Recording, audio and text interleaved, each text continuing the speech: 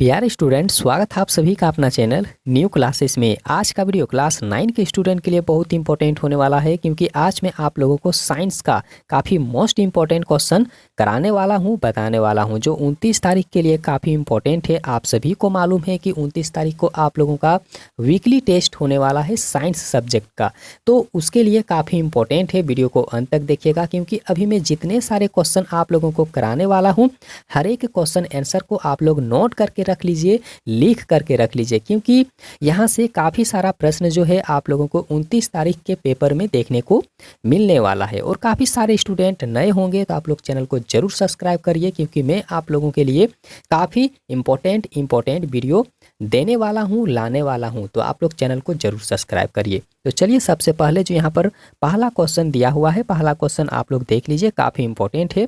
क्योंकि देखिए, weekly test के लिए जितने सारे प्रश्न आप लोगों को पूछा जाएगा वो प्रोजेक्ट रेल के तहत ही पूछा जाएगा। आप लोग बिल्कुल भी याद रखिएगा कि जो प्रोजेक्ट रेल जो मॉडल पेपर जारी हुआ था, उसी मॉडल पेपर के आधार पर ही आप लोगों का जो क्वेश्चन है वीकली टेस्ट में आने वाला है। तो प्रोजेक्ट रेल का मॉडल पेपर अगर आप लोग डाउनलोड किए हुए हैं तो आप लोग अच्छी तरह से उसको पढ़ लीजिए, क्योंकि वहीं से काफ़ी सारा प्रश्न जो है आप लोगों को वीकली टेस्ट में पूछे जाने वाले हैं। तो बिल्कुल भी आप लोग अच्छे से याद कर लीजिए।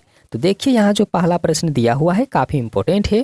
देखिए, एक वस्तु आर त्रिज्या के वृत्ताकार पथ में घूम रही है। एक वस्तु है जो आर त्रिज्या के वृत्ताकार पथ में घूम रही है। अब आधे वृत्त के बाद में उसका जो विस्थापन होगा वो कहाँ पर होगा, ये पूछा जा रहा है। 4 ऑप्शन दिया हुआ है।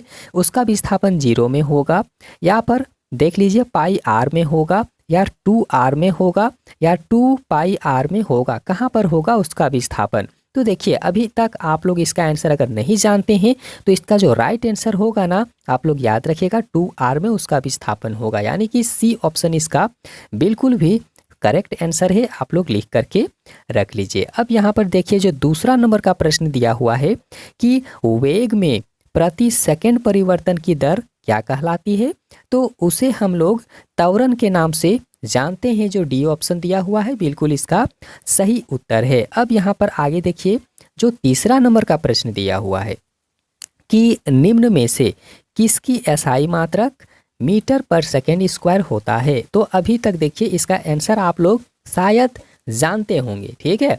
तो जिसका आंसर आप लोगों को मालूम है, आप लोगों के लिए बहुत अच्छी बात है, लेकिन जिसका आंसर आप लोग नहीं जानते हैं उस आंसर को आप लोग अच्छे से याद करके रख लीजिए, क्योंकि चाहे वो वीकली टेस्ट का एग्ज़ाम हो, चाहे वो फाइनल एग्ज़ाम हो, आप लोगों के लिए इम्पोर्टेंट है। तो हर एक चीज़ आप लोग याद करके रखिएगा, तो ही आप लोगों के लिए बेहतर होगा।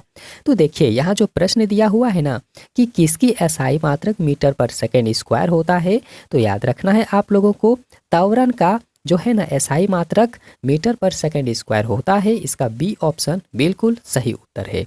अब यहाँ पर आगे देखिए, जो 4 नंबर का प्रश्न दिया हुआ है कि दूरी समय ग्राफ का ढलान किसका मान बताता है। मतलब देखिए, दूरी समय ग्राफ जो होता है ना, तो दूरी समय ग्राफ का जो ढलान होता है वह किसका मान बताता है। तो याद रखना है आप लोगों को, किसका मान बताता है, तो वेग का मान बताता है, ठीक है। बिल्कुल सही उत्तर है सी ऑप्शन। आप लोग लिख लीजिए, याद कर लीजिए, क्योंकि यहीं से काफ़ी सारा प्रश्न जो है आप लोगों को देखने को मिलने वाला है, ठीक है। और देखिए, साइंस का यह पार्ट 1 वीडियो है। इसके बाद में पार्ट 2 का भी वीडियो आएगा, पार्ट 3 का भी वीडियो आएगा, पार्ट 4 का भी आएगा, और पार्ट 5 का भी आने वाला है, ठीक है। मतलब आप लोगों के लिए साइंस का 29 तारीख आते आते आप लोगों के लिए बिल्कुल साइंस का 5 वीडियो आप लोगों को मिलने वाला है। अगर 5 वीडियो आप लोग देख लेंगे तो जितने सारे प्रश्न वीकली टेस्ट में आएगा, बिल्कुल आप लोग एकदम आसानी तरह से उसका जवाब दे देंगे, ठीक है। तो वीडियो को जरूर से ज़रूर देखिएगा। तो यहाँ पर देखिए, जो 5 नंबर का प्रश्न दिया हुआ है कि न्यूटन का गति का प्रथम नियम से किसकी परिभाषा मिलती है। तो देखिए, न्यूटन का जो गति का प्रथम नियम है, तो प्रथम नियम के अनुसार किसकी परिभाषा मिलती है। 4 ऑप्शन दिया हुआ है, जड़त्व है, बल है, संवेग है, और त्वरण है। तो देखिए, किसकी परिभाषा मिलता है, तो आप लोग याद रखिएगा जड़त्व का परिभाषा मिलता है न्यूटन के अनुसार में, ठीक है। किसका, तो जड़त्व का मिलता है। तो इसका पहला ऑप्शन बिल्कुल सही उत्तर है, आप लोग याद रखिएगा।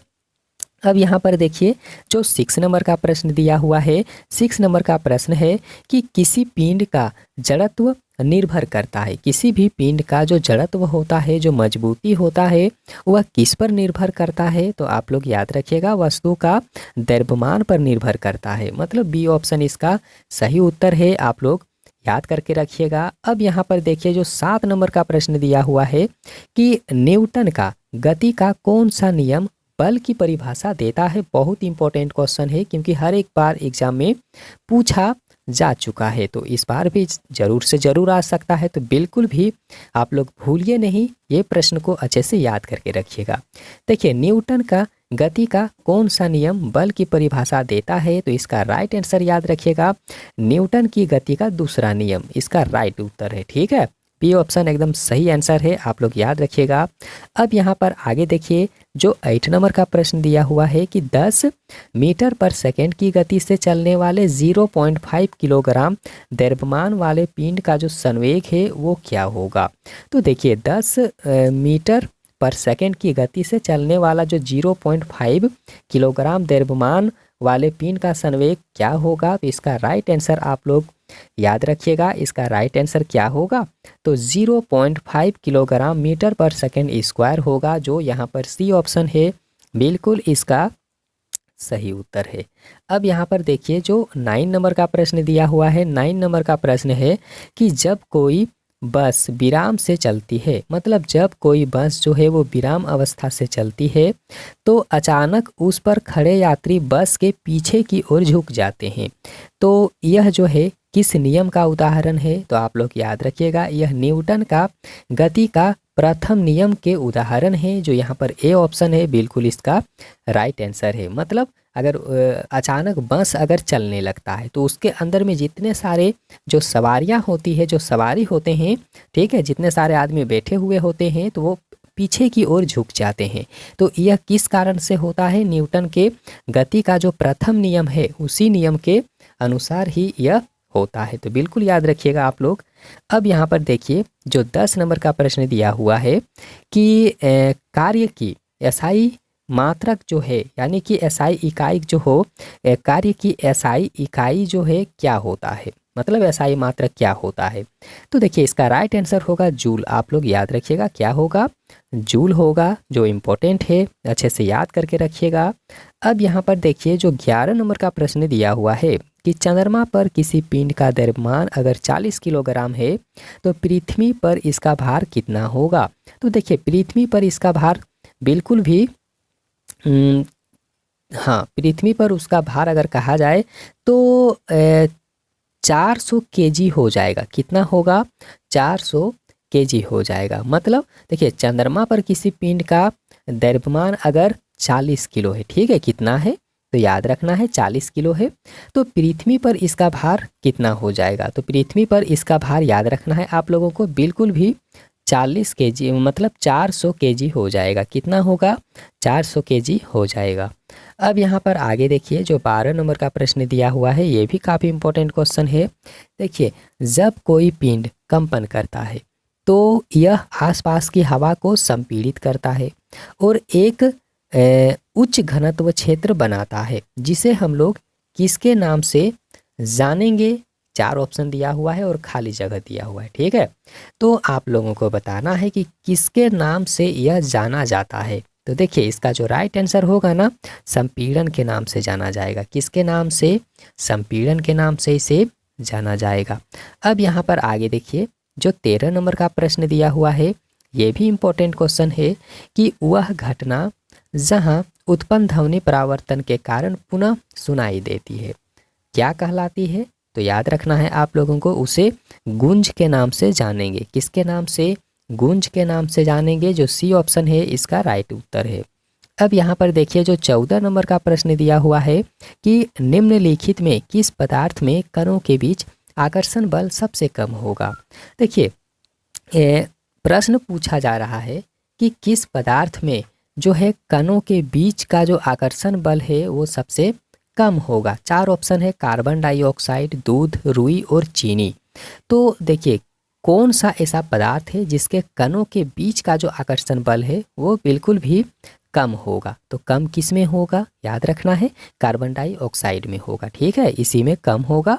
तो पहला ऑप्शन इसका एकदम सही उत्तर है, आप लोग याद करके रखिएगा। अब यहाँ पर देखिए जो 15 नंबर का प्रश्न है कि किस तापमान पर पानी ठोस और तरल दोनों अवस्था में पाया जाता है। ऐसा कौन सा तापमान है जिसमें पानी, अगर कहा जाए पानी, तो वो ठोस भी हो सकता है, तरल भी हो सकता है, मतलब दोनों अवस्था में मिल सकता है। तो कितना तापमान में होगा, कितना टेम्परेचर में होगा, तो आप लोग नहीं जानते हैं तो याद रखना है 0 डिग्री सेल्सियस में होगा। ठीक है, जो पहला ऑप्शन है एकदम राइट आंसर है।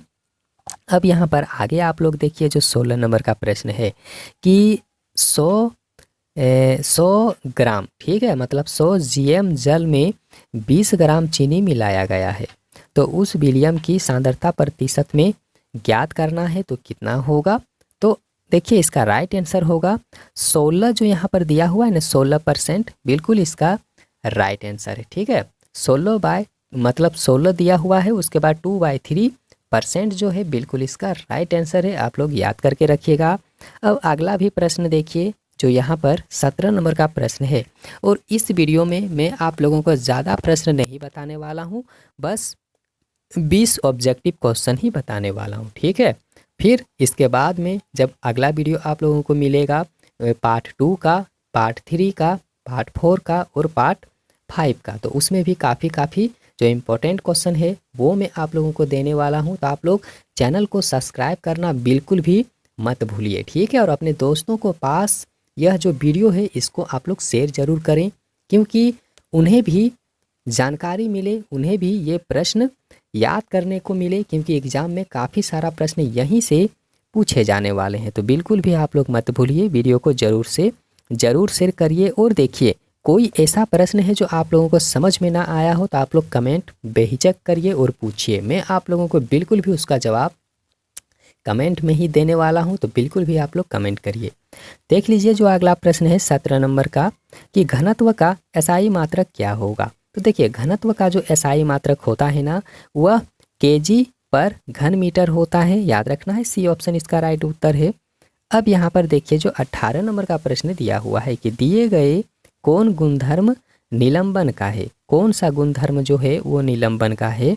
तो इसका आंसर याद रखिएगा, यह एक विषमांगी मिश्रण है। सी ऑप्शन एकदम राइट आंसर है, आप लोग याद रखिएगा। अब 19 नंबर का प्रश्न भी आप लोग देख लीजिए कि कपूर और नमक के मिश्रण को किस विधि द्वारा अलग किया जाता है, अलग करेंगे। तो इसका राइट आंसर होगा ऊर्ध्वपातन के द्वारा, जो पहला ऑप्शन है बिल्कुल इसका सही उत्तर है। अब यहाँ पर आगे देखिए जो 20 नंबर का प्रश्न दिया हुआ है और यही इसका अंतिम क्वेश्चन है। ठीक है, देखिए द्रव्यमान संख्या बराबर होता है, द्रव्यमान संख्या जो है वो बराबर होता है, कहाँ पर होता है, किस में होता है। तो देखिए द्रव्यमान संख्या जो है ना वो इलेक्ट्रॉन और प्रोटॉन की संख्या की योग के बराबर होता है, जो पहला ऑप्शन है इसका राइट आंसर है।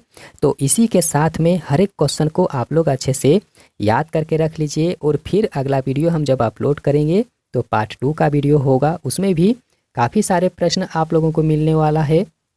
तो आज का वीडियो कैसा लगा, वीडियो को ज़रूर लाइक करिए और अपने दोस्तों के पास में ज़रूर शेयर कर दें। और वीडियो देखने के लिए बहुत बहुत धन्यवाद।